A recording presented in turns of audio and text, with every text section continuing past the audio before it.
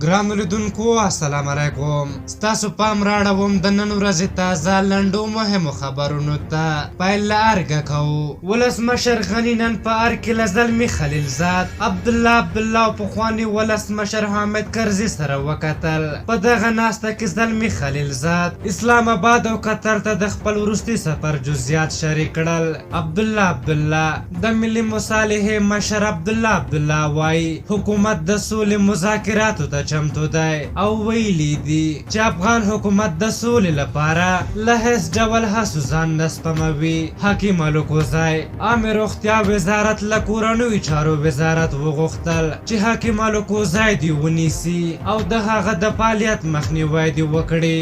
د کورونا د پنډغله ولسمشر غني والیانو او د ولایتونو د عامه روغتیا رئیسانو ته د کورونا سره د مبارزې لپاره له 10 او تر 400 میلیونو افغانۍ استولې وې، خو په ډېری ولایتونو کې د دغه پیسو یوازې 2% مصرف شوی او پاتې ټولې ترې تمې دي او پیسې د څو کسانو جیبونو ته تللې.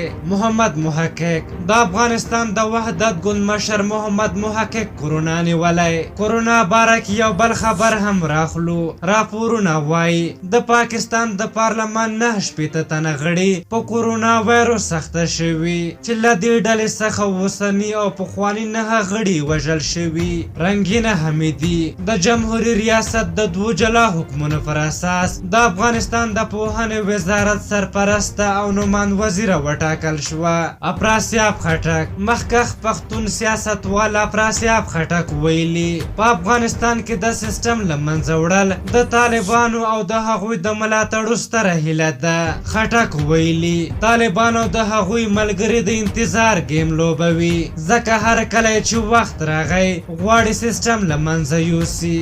منظور پښتین د پښتون ژغورنې غورځنګ مشر منظور پښتین په یو ټویټ کې په سپین بولدک کې پر ډیورنډ کرښه له افغان کډوالو سره د پاکستاني ځواکونو په سپکونکي چلن اعتراض کړی او دای د ټولو انساني او بشري اصولو خلاف عمل بللی. په ټولنیزو شبکو کې داسې تصویرونه خپاره شول چې د پاکستاني پوځیانو له لوري کډوال وهلي او ټکول شوي. په هر حال دا د نن ورځې تازه لنډ او مهم خبرونه. تر بیا چې ستاسو چوپړ ته راځم په لویو بخښونکي خدای مسپارم. د الله په امان.